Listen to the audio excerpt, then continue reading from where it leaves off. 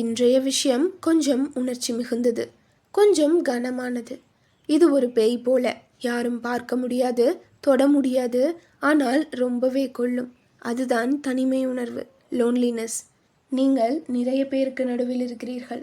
குடும்பத்தினர், நண்பர்கள், சக ஊழியர்கள் அத்தனை பேரும் சுற்றி இருந்தாலும் உங்கள் மனதிற்குள் நான் தனியாக இருக்கிறேன். இந்த உணர்வு வந்திருக்கிறதா? இது உங்களுக்கு மட்டும் வரும் பிரச்சனை இல்லை. இன்றைக்கு உலகமே ஒரு தனிமை பெருந்தொற்றை, லோன்லினஸ் எபிடமிக் சந்தித்து கொண்டிருக்கிறது. குறிப்பாக இந்த டிஜிட்டல் யுகத்தில் நம் ஃபோனில் 1000 பேர் இருந்தாலும் உண்மையில் பேச யாரும் இல்லை.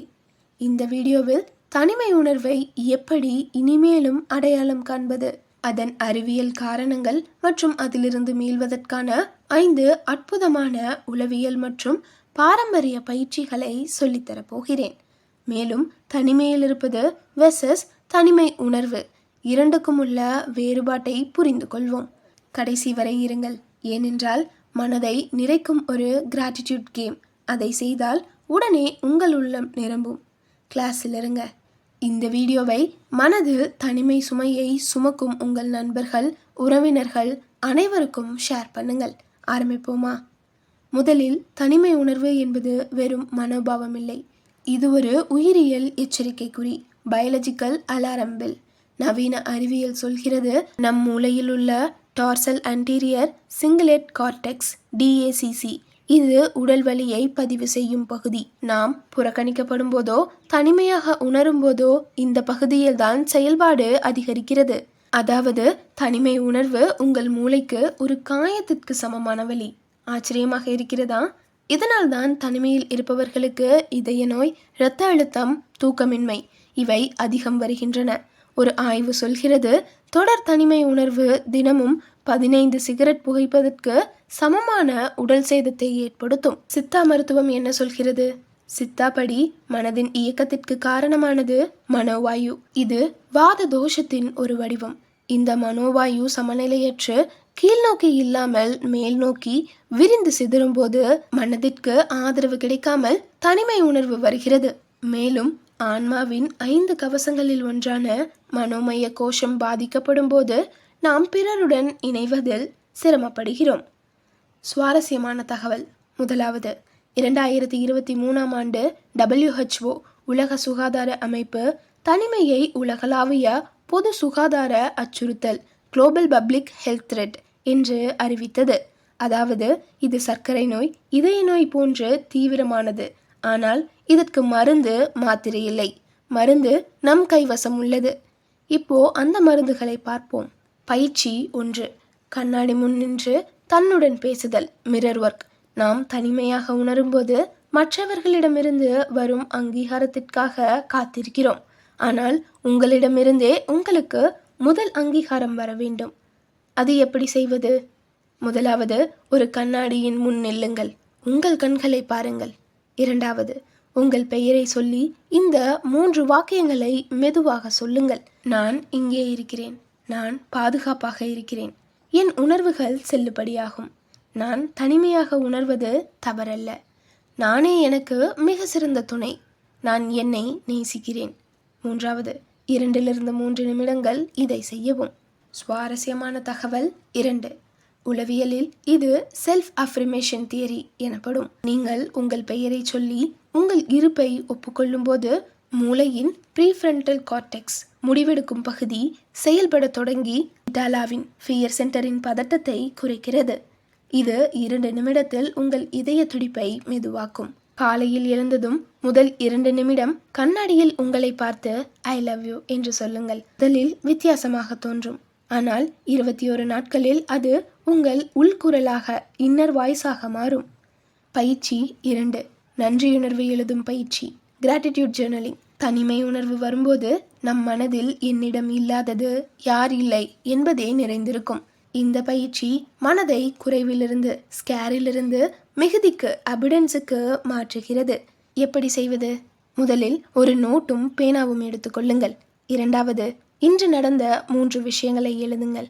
அவை மிக பெரியதாக இருக்க வேண்டியதில்லை. உதாரணம், இன்று காலையில் கிடைத்த சூடான காஃபி. இன்று சூரியன் உதித்த பொழுது எனக்கு உடல்நிலை சரியாக இருப்பது.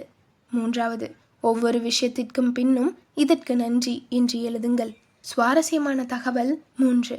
கிராட்டிடியூட் ஜேர்னல் 21 நாட்கள் செய்தவர்களின் மூளை ஸ்கேனில் ஹைபோதலாமஸ் என்ற பகுதியில் டோபமைன் ஃபீல் குட் கெமிக்கல் உற்பத்தி 25% அதிகரித்ததாக ஆய்வு கூறுகிறது.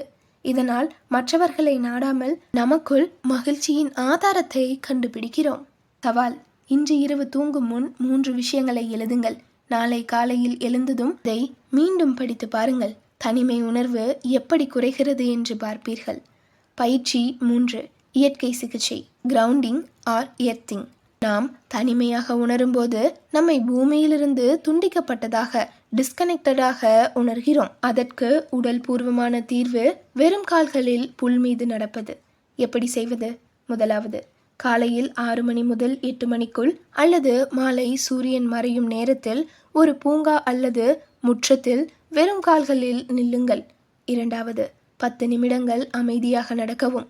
உங்கள் கால்களின் அடிப்பகுதியில் புல்லின் ஈரம், மண்ணின் குளுமையை உணருங்கள். மூன்றாவது, ஒரு மரத்தை, ஆல், அரசு அல்லது வேப்ப மரம் தொட்டு அதனுடன் 2 நிமிடம் நில்லுங்கள். நானும் இந்த பூமியின் ஒரு பகுதி என்ற உணர்வை ஏற்படுத்துங்கள். சுவாரஸ்யமான தகவல் 4. பூமியின் மேற்பரப்பில் எதிர்மறை அயனிகள் நெகட்டிவ் லான்ஸ் உள்ளன. நாம் வெறும் கால்களில் நடக்கும்போது இந்த அயனிகள் உடலில் உள்ள ஃப்ரீ ரேடிக்கல்களை நடுநிலையாக்கி கார்டிசோல் அளவை 30 நிமிடத்தில் 20% குறைக்கின்றன. மேலும் பார்க்கும் பச்சை நிறம் நம் கண்ணின் வழித்திரை வழியாக மூளையில் செரோட்டோனின் சுரப்பை அதிகரிக்கும். இதுவே இயற்கையான ஆன்டி டிப்ரெசன்ட். சித்தா பார்வை பூமியுடன் இணைவது. பிருத்துவி தத்துவம் எர்த் எலிமெண்ட். இது வாதத்தை சமன் செய்து மனதை நிலைப்படுத்தும். நம் முன்னோர்கள் தினமும் மண்ணில் உட்கார்வதற்கு இதுவும் ஒரு காரணம். பயிற்சி 4. பிறருக்கு உதவும் பயிற்சி seva the art of giving. தனிமை உணர்வின் எதிர்மருந்து இணைப்பு கனெக்ஷன். ஆனால் இணைப்பு வர வேண்டும் என்று காத்திருக்காமல் நீங்களே முதலில் கொடுக்க ஆரம்பியுங்கள். அது ஒரு உதவி, ஒரு புன்னகை அல்லது ஒரு பாராட்டு. எப்படி செய்வது? முதலில் ஒரு நாளில் ஒரு பேருக்கு உதவுங்கள். அது உங்கள் வீட்டில் உள்ள அம்மா அப்பாவிற்கு ஒரு கிளாஸ் தண்ணீர் எடுத்து கொடுப்பதாக இருக்கலாம். இரண்டாவது, தெருவில் ஒரு பசுவிற்கு அல்லது நாய்க்கு உணவு கொடுங்கள்.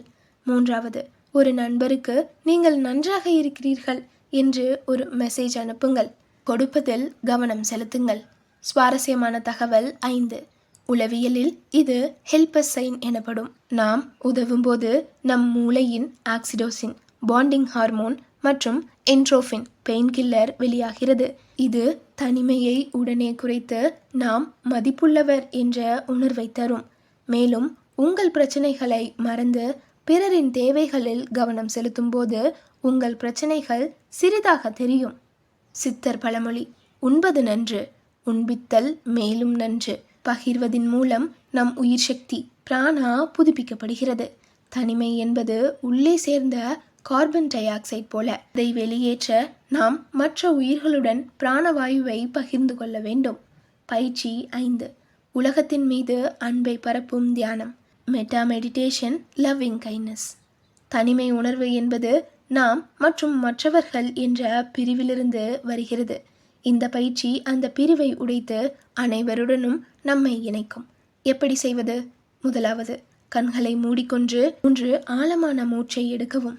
இரண்டாவது, முதலில் உங்களுக்காக நான் மகிழ்ச்சியாக இருப்பேன், நான் பாதுகாப்பாக இருப்பேன், நான் ஆரோக்கியமாக இருப்பேன் என்று மனதிற்குள் 3 முறை சொல்லுங்கள்.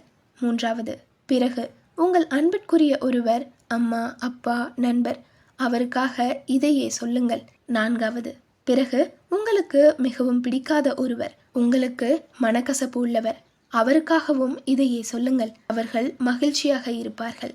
ஐந்தாவது, இறுதியாக உலகில் உள்ள அனைத்து உயிரினங்களுக்கும் அனைவரும் மகிழ்ச்சியாக இருப்பார்கள். சுவாரஸ்யமான தகவல் 6.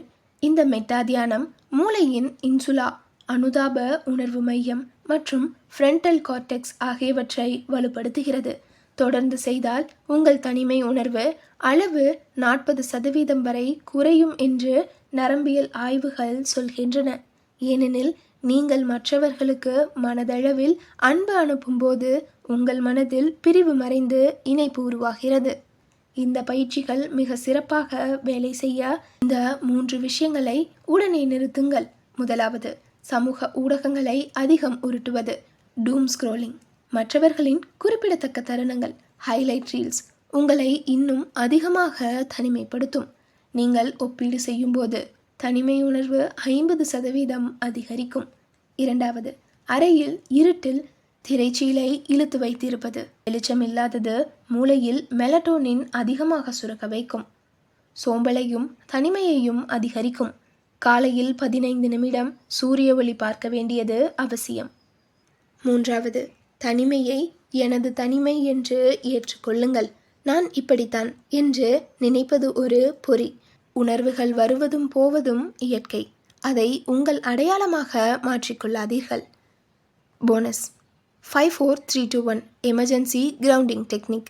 திடீரென்று அதிக தனிமை தாக்கும்போது உடனே இதை செய்யுங்கள். 5. நீங்கள் பார்க்கும் 5 விஷயங்களை சொல்லுங்கள். உதாரணம், புத்தகம், மேஜை, கை, சுவர், கதவு. 4. நீங்கள் தொடும் 4 விஷயங்கள். உதாரணம், உங்கள் ஆடை, மேஜை மேல், தரை, உங்கள் கை. 3. நீங்கள் கேட்கும் 3 சத்தங்கள். உதாரணம், விசிறி, வாகன ஓசை, உங்கள் மூச்சு. 2. நீங்கள் முகரும் 2 வாசனைகள். 1. நீங்கள் சுவைக்கும் ஒரு விஷயம், தண்ணீர் அல்லது பழம். இது உங்கள் மூளையை அதிக மன அழுத்த நிலையிலிருந்து தற்போதைய தருணத்திற்கு, பிரசன்ட் மொமெண்டிற்கு இழுத்து வந்து பதட்டத்தை உடனே குறைக்கும். இன்று நாம் பார்த்தோம், மிரர் ஒர்க், தன்னுடன் நட்பு கொள்ள, கிராட்டிடியூட் ஜேர்னலிங், மிகுதியை பார்க்க, கிரவுண்டிங், நேச்சர் தெரப்பி, பூமியுடன் இணைய, சேவா, ஹெல்பிங் அதர்ஸ், கொடுக்கும் மனம், மெட்டா மெடிடேஷன், அன்பை பரப்ப. போனஸ் 5-4-3-2-1 டெக்னிக், உடனடி அவசர தீர்வு. முக்கிய குறிப்பு, தயவு செய்து நினைவில் வையுங்கள், தனிமை உணர்வு என்பது நீங்கள் தவறு என்பதை குறிக்கவில்லை. நீங்கள் ஒரு மனிதர். உணர்வுகள் இருப்பது இயற்கை. இந்த பயிற்சிகளை 1 வாரம் தொடர்ந்து செய்து பாருங்கள். பலனை உங்களாலேயே உணர முடியும். உங்களுக்கு தெரிந்த யாராவது தனிமையில் மௌனமாக இருக்கிறார்களா? இந்த வீடியோவை அவர்களுக்கு ஷேர் பண்ணுங்க. ஒரு வீடியோ ஒரு மனிதனின் வாழ்க்கையை மாற்றும். உங்கள் ஷேர் அவர்களின் கையை பிடித்தது போலாகும். இன்னும் பல மன ஆரோக்கியம், யோகா மற்றும் உடல்நல குறிப்புகளுக்கு சேனலை சப்ஸ்கிரைப் பண்ணி பெல் ஐகானை அழுத்தவும். நீங்கள் ஒருபோதும் முழுமையாக தனியாக இல்லை. இந்த பிரபஞ்சம் உங்களுடன் உள்ளது. உங்கள் மூச்சு உங்கள் துணை. உங்கள் இதய துடிப்பு உங்களுக்கு உயிர் கொடுக்கிறது. நீங்கள் முக்கியமானவர். நீங்கள் அன்புக்குரியவர். இதை இன்று இரவு உங்களுக்கு சொல்லிக் கொள்ளுங்கள். வணக்கம்.